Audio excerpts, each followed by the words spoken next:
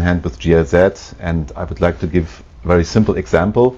When I look at our portfolio, so we have one project, the Renewable TVET Hub.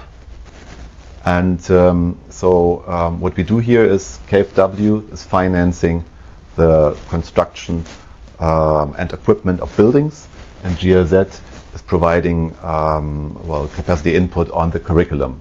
So that's just a very simple way of explaining the difference between KfW and GIZ.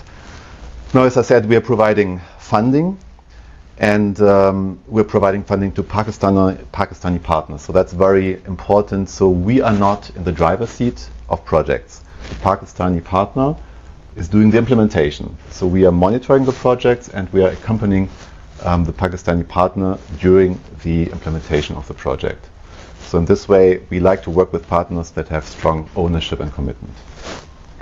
Thank you very much. That this model makes complete sense, where you transfer the ownership to the people on the ground as well, and that's definitely how progress works.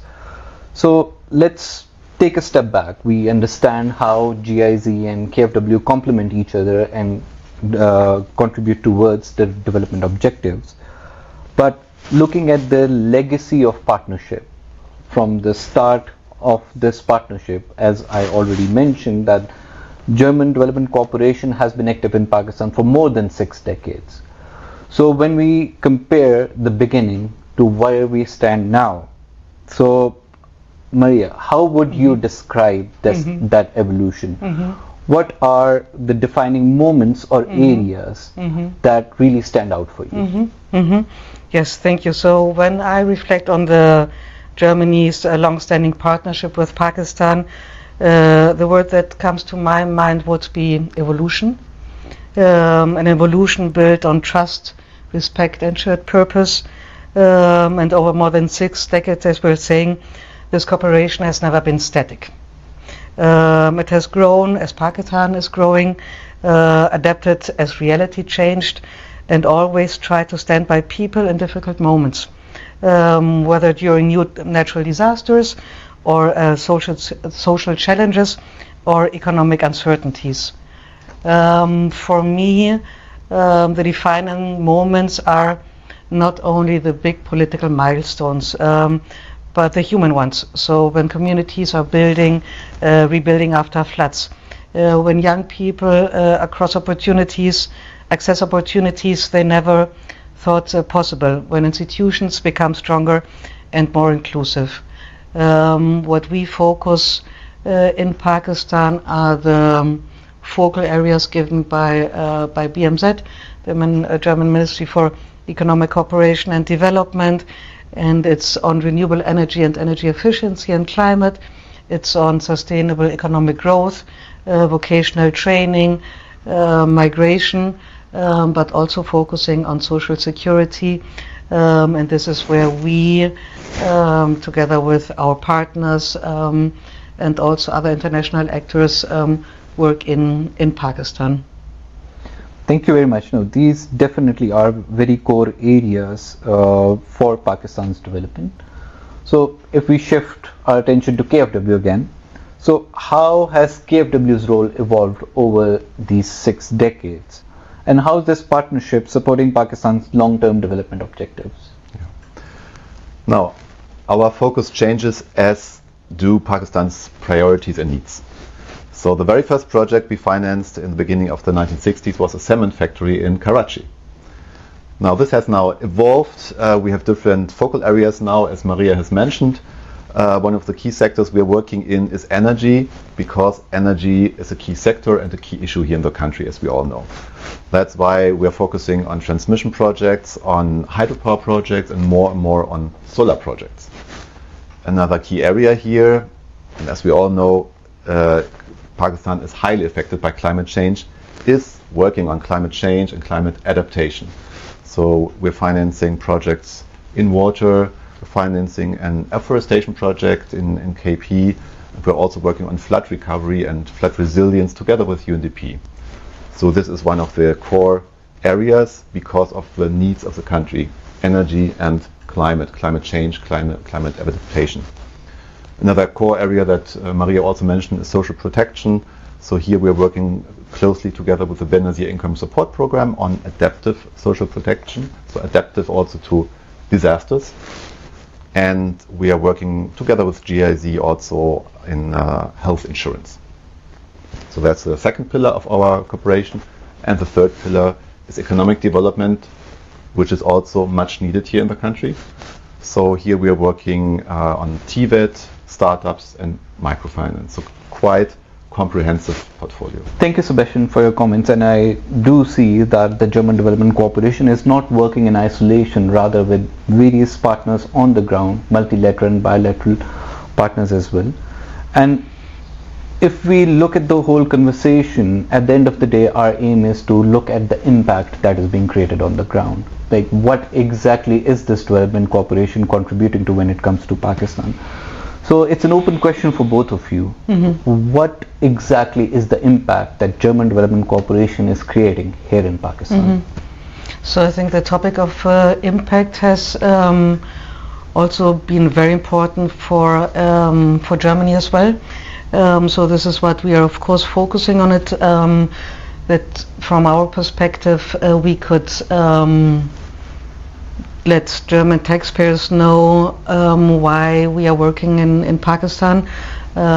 So we look at different topics, again in the topic of TVET and vocational training, having young people trained in different sectors, in textile sectors, in green skills, in energy efficiency, so they would be able to work either in different areas within Pakistan, or also maybe looking at skilled laborers and migration going to Germany. This would be an impact, but also making or empowering women to join employments and work that maybe they didn't think about it before. So a few weeks ago I met a young woman in the engineering sector, and very thankful for having the opportunity to get this kind of vocational training, because she said she would never have imagined before to work in this kind of areas. So this is the impact we see amongst many others. I think same question goes for you, Sebastian.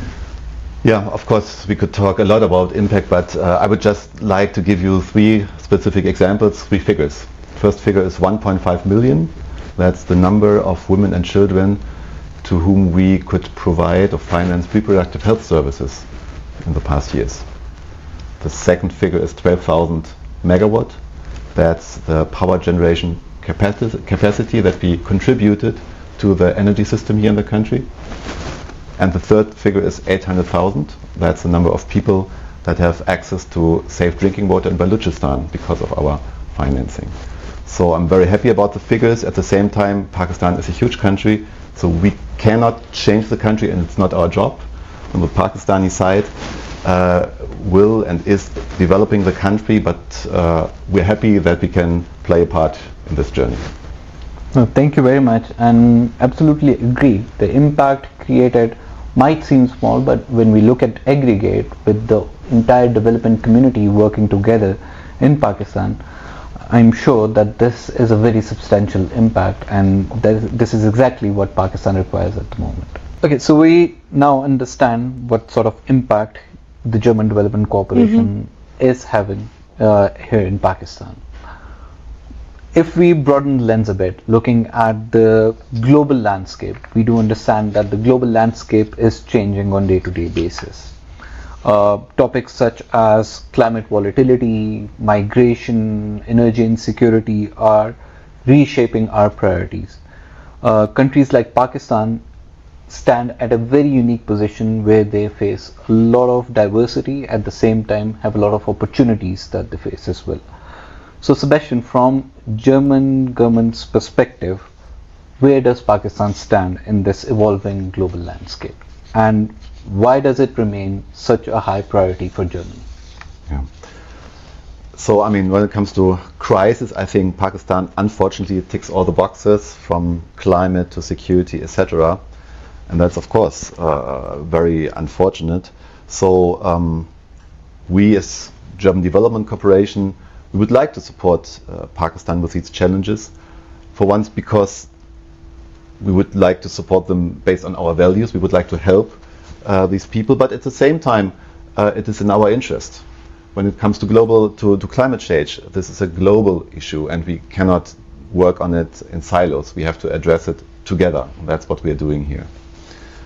Now, but I not only want to talk about crisis, but also about opportunity, potential, as you have mentioned.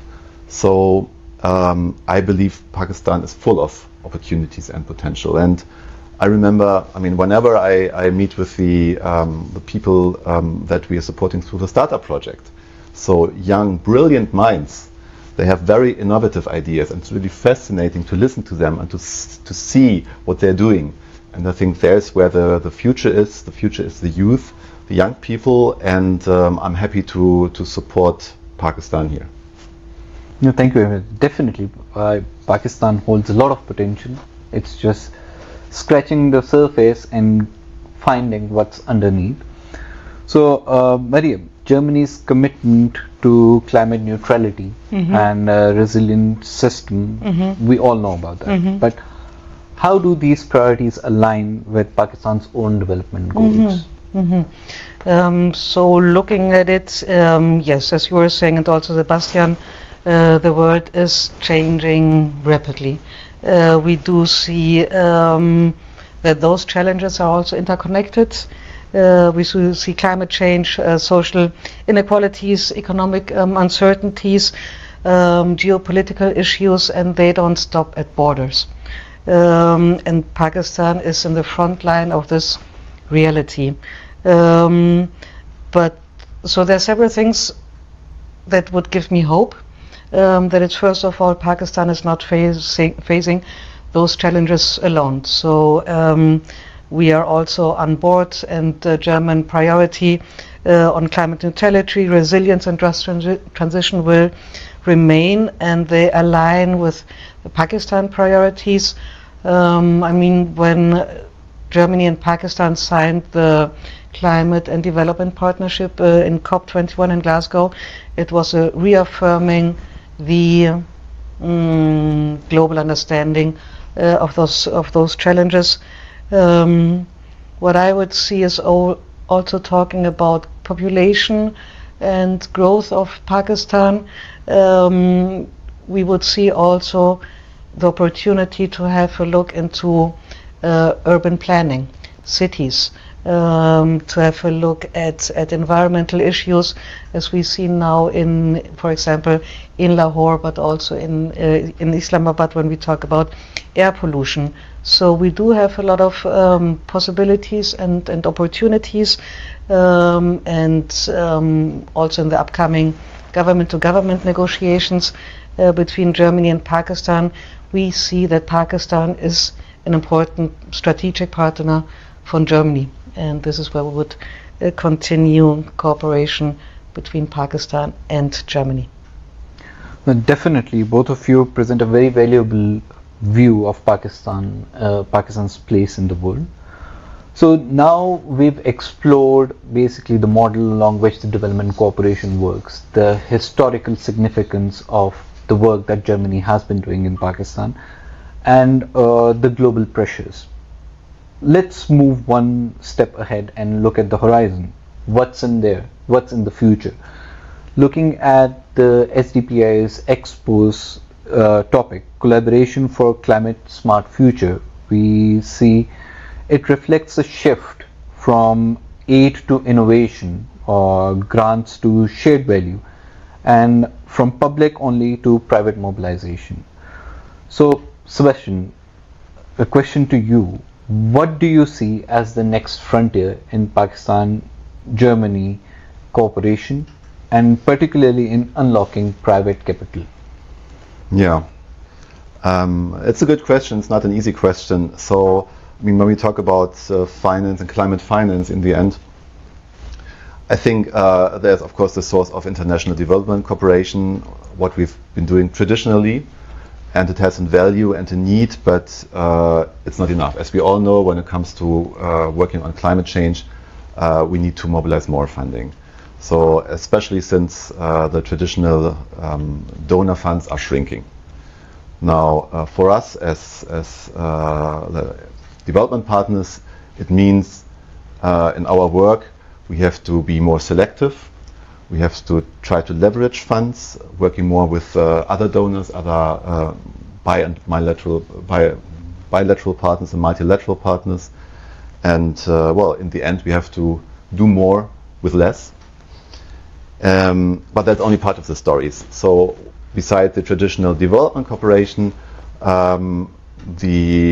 every country needs to mobilize its own funding more. So we're talking about domestic funds that need to be mobilized also on the Pakistani side.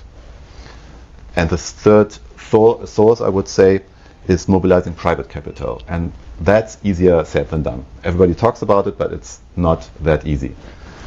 So we have, as KfW, we have a subsidiary called DEG, and this is the entity that provides funding for private investments in developing countries. And here in Pakistan, they're quite active, especially when it comes to wind projects.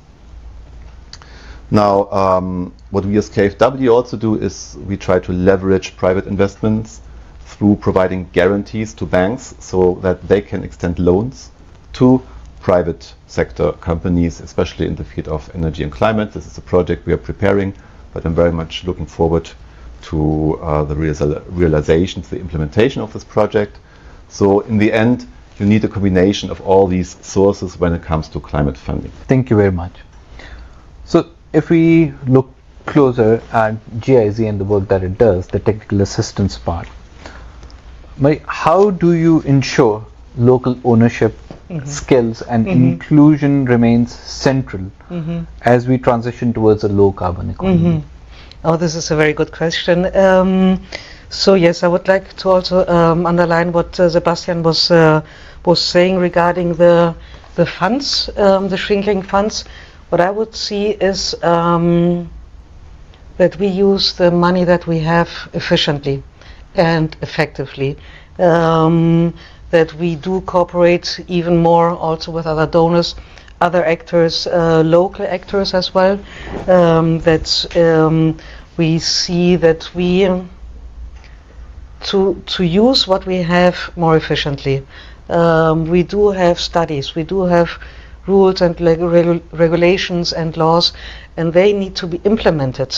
I think every institution had written, I don't know how many studies lying somewhere, so we need to go and implement, and of course also including the private sector. It has been a buzzword now for several months and years, and to see that also, although we are technical cooperation, we do work with the private sector, so they would chip money in, and also GIZ on behalf of BMZ would be working in those areas. And when we talk about financing, it was in the last COP, the COP before, that the Loss and Damage Fund has been established. So there is money, there's budget. We need to see how people can access those funds and then can implement it in the region. So what I would say for Pakistan, and I wish for Pakistan to be a climate resilient and investment attractive hub also for the region.